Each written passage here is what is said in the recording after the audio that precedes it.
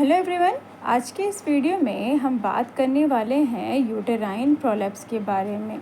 Uterine prolapse की जो condition है ये उस टाइम पे अकर होगी जब यूट्रस के ऊपर किसी भी तरीके का दबाव लगाया जाए, ठीक है, मीन्स प्रेशर लगाया जाए। वो pressure during vaginal child birth भी हो सकता है, अदरवाइज़ कॉन्स्टिपेशन में, या फिर यूट्रस के अंदर, या फिर यूट्रस की वॉल पे किसी भी तरीके का फाइब्रॉइड या नोड का अगर फॉर्मेशन है तो उस कंडीशन में जो यूट्रस होगा वो वेजाइनल केनाल से, वेजाइनल की वॉल से बाहर की ओर प्रोट्रूड हो जाएगा, बाहर की ओर हमें दिखाई देगा लटका हुआ सा। ओके, अभी हम देखेंगे कि हमारा जो यूटेराइन प्रोलैप्स है उसका डेफिनेशन क्या है।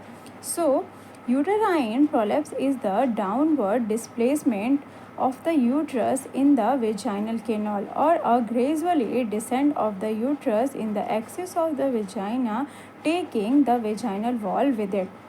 मीन्स यहाँ पे हमारा जो यूट्रस है वो प्रोलैप्स हो रहा है डाउनवर्ड की ओर, डिस्प्लेसमेंट हो रहा है उसका जो यूट्रस है वो वेजाइना की वॉल में, वेजाइना के केनाल के थ्रू, और वो ग्रेजुअली डिसेंड हो जाता है। मीन्स क्या, पूरी तरीके से लटका हुआ सा बाहर की ओर जो प्रोलैप्स होता हुआ हमें दिखाई देता है।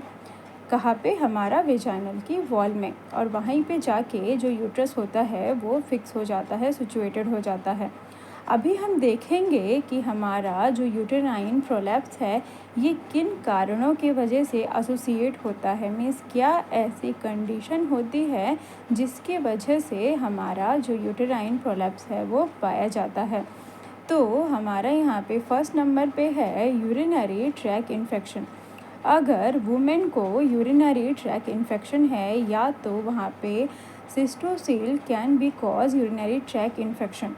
सिस्टोसील हमारा जो है वो ब्लैडर का एक हर्निया होता है, सिस्टोसील ब्लैडर हर्निया होता है। इस कंडीशन में हमारा यूरिनरी ट्रैक इन्फेक्शन जो है वो अकर कर सकता है हमारी यूटेराइन प्रोलैप्स को। देन सेकेंड नंबर की अगर हम बात करें तो हमारा सेकेंड नंबर का जो एसोसिएशन है यूटेराइन प्रोलैप्स का वो कॉन्स्टिपेशन एंड हेमोरॉइड है।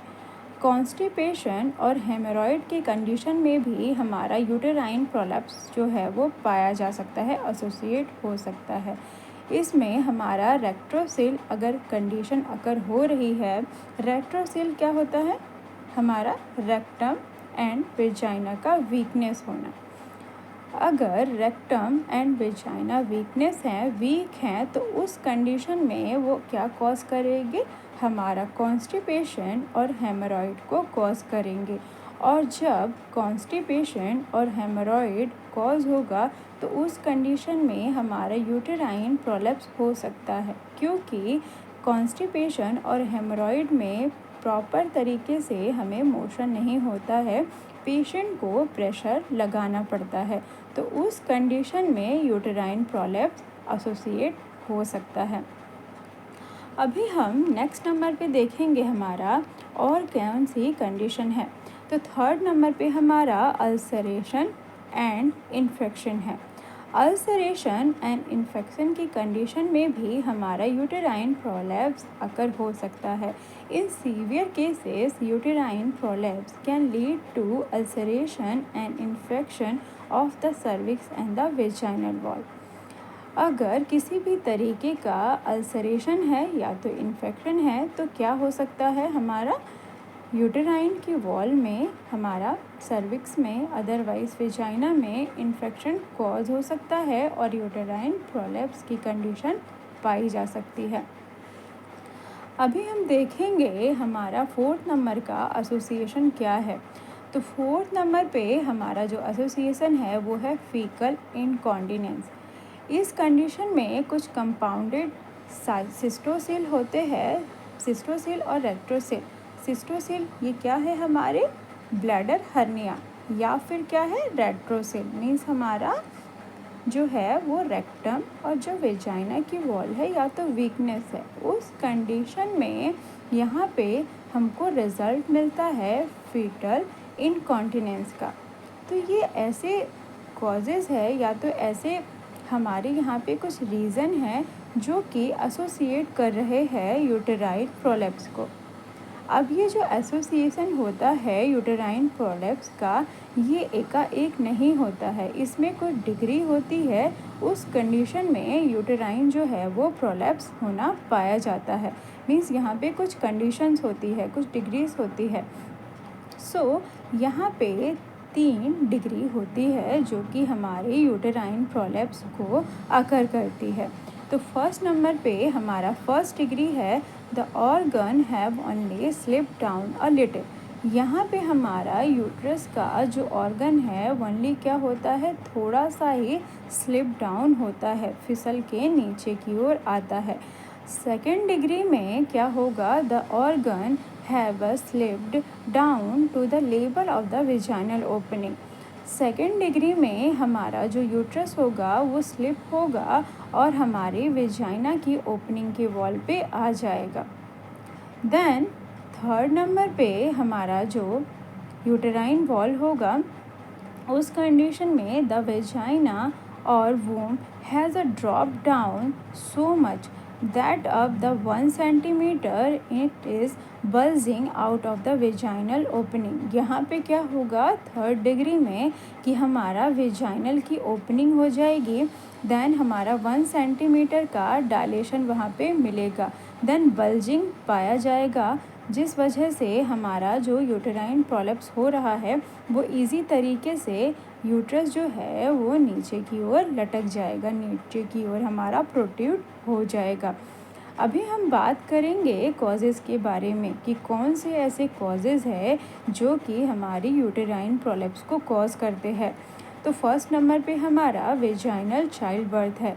इस कंडीशन में यदि कोई भी वुमेन बहुत ही लंबे टाइम से अगर पुशिंग लगा रही है, चाइल्ड बर्थ के लिए अपना कोशिश कर रही है, तो उस कंडीशन में यूटेराइन की वॉल जो होती है सम टाइम जो है फिसल के प्रोट्रूड होके नीचे की ओर आ जाती है, मीन्स वेजाइनल वॉल में अपीयर होने लगती है।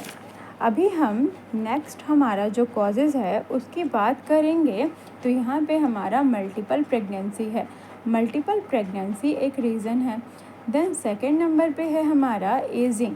एजिंग एक फैक्टर होता है जिसकी वजह से हमारा जो है यूट्रस का प्रोलेप्स होना पाया जाता है। नेक्स्ट नंबर है मेनोपॉज। मेनोपॉज की कंडीशन में भी कई सारे हार्मोन जो होते हैं वो बढ़ रहे होते हैं, कम हो रहे होते हैं। तो यहाँ पे हमारा जो एस्ट्रोजन हार्मोन है वो बहुत ही ज़्यादा कम हो जाता है, जिसकी वजह से हमारा जो यूट्रस है वो वीक हो जाता है और उस कंडीशन में यूटेराइन प्रोलेप्स की कंडीशन हो सकती है। नेक्स्ट नंबर है हमारा क्रोनिक कंडीशन, कि किसी तरीके का कोई क्रोनिक कंडीशन है, उस कंडीशन में हमारा यूटेराइन प्रोलेप्स पाया जाएगा। नेक्स्ट नंबर है ओबेसिटी, कि कोई वुमेन बहुत ही ज़्यादा ओबेस हैं तो उस कंडीशन में ये प्रोड्यूशन हो सकता है।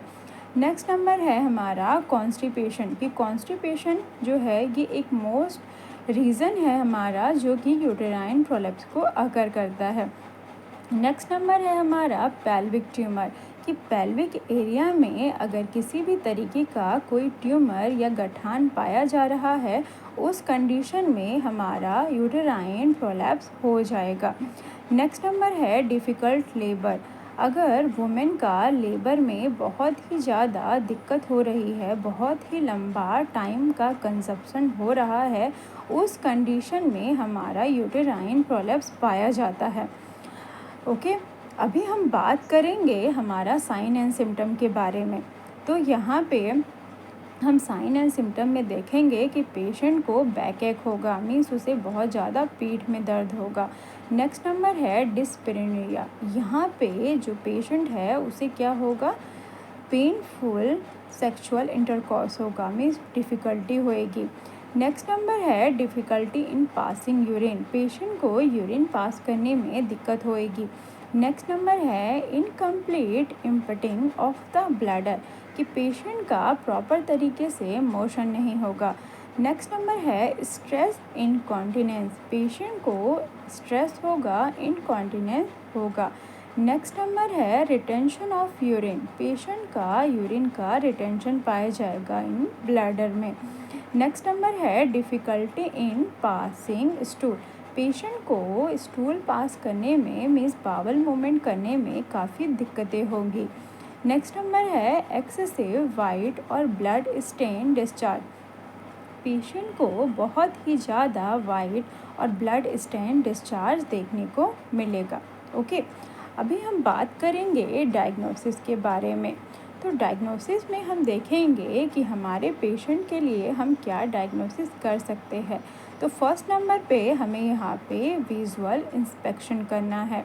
ये विजुअल इंस्पेक्शन में हमारे जो डॉक्टर होते हैं वो चेक करते हैं कि हमारा जो यूट्रस है वो कहाँ तक नीचे की ओर गया हुआ है, और ये चेक किया जाता है कि ये नीचे की ओर गया है तो वेजाइना की जो वॉल है वो वहाँ पे बल्जिंग फॉर्मेशन है, अदरवाइज़ वहाँ पे ड्राइनेस है। ओके, नेक्स्ट नंबर है हमारा डायग्नोस में पेल्विक फ्लोर मसल असेसमेंट। हमारा जो पेल्विक फ्लोर है उसकी मसल का असेसमेंट करना होता है। नेक्स्ट नंबर है साइटोस्कोपी। यहाँ पे क्या करना है, साइटोस्कोपी करना है। देन इसके अलावा हम MRI और CT स्कैन कर सकते हैं अगर ज़रूरत पड़ रही है तो, अदरवाइज़ नहीं किया जाता है। ओके, अभी हम बात करेंगे ट्रीटमेंट के बारे में। तो ट्रीटमेंट में हमें पेशेंट को हार्मोन ट्रीटमेंट देना है। नेक्स्ट नंबर पे हम पेल्विक फ्लोर एक्सरसाइज करवाते हैं पेशेंट को।